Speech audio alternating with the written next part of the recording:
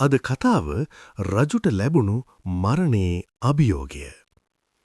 ඔබ කවදා හෝ සිතා තිබෙනවාද මේ ලෝකයේ කිසිම කෙනෙකුට පරාජය කළ නොහැකි බලවතා කවුද කියා? රජවරුන්ට, සෙන්පතියන්ට හෝ මහා ධනවතුන්ට පවා හිස නැමීමට සිදුවන ඒ අදෘශ්‍යමාන බලවේගය කුමක්ද? අද අපි කියන්න යන්නේ තමන්ගේ බලයෙන් මුළු ලෝකයම යටත් කරගන්න උත්සාහ කළ, මරණයට පවා අභියෝග කළ එක්තරා අහංකාර රජෙක් ගැනයි. මේ කතාව ඔබ ජීවිතයේ දෙස බලන විදිහ අදම වෙනස් කරાવી. රජු මාලිගාවී සභාශාලාවට පැමිණෙයි. එහි බොහෝ පිරිසක් බියෙන් ගැහෙමින් සිටිති. මෙම රාජධානියේ පාලකයා වුණු රජු හරිම දරුණුයි. ඔහු විශ්වාස කළේ තමන්ට කල නොහැකි දෙයක් මේ ලෝකේ නැහැ කියයි.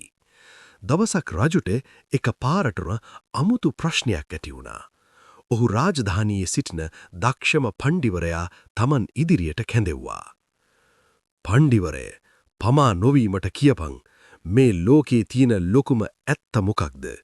ඒ වගේම මේ ලෝකේ තියෙන ලොකුම බොරුව මොකක්ද? උඹේ උත්තරේ මාව සතුටු නොකළොත් අද උඹේ අවසාන දවස වේවි. දර්ශනය.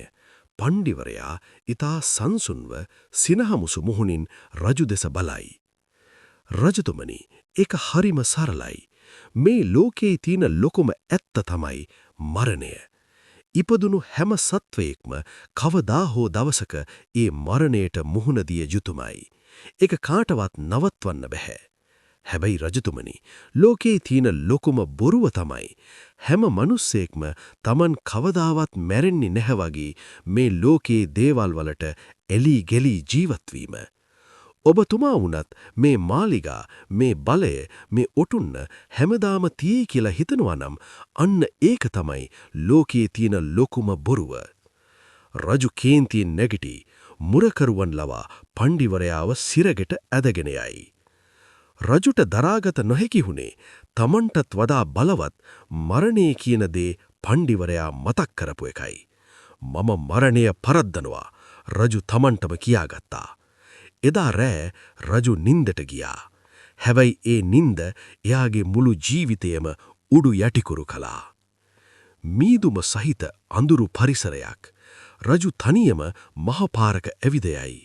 එහිදී රජුට මුණ ගැහෙන්නේ තමන්ගේම මියගිය පියායි. පුතේ, ඔය ඔටුන්න ඔළුවේ තියාගෙන හැමදාම ඉන්න පුළුවන් කියලා හිතන්න එපා. මමත් ඔය ඔටුන්න පැලඳුවා. මටත් කලින් හිටපු රජවරුත් ඒක කළා. අද අපි කොහේද? මේ රජකම කියන්නේ හරියට කුලියට ගත්තු ඇඳුමක් වගේ එකක් විතරයි. ඒක ඔයාට අයිති නැහැ.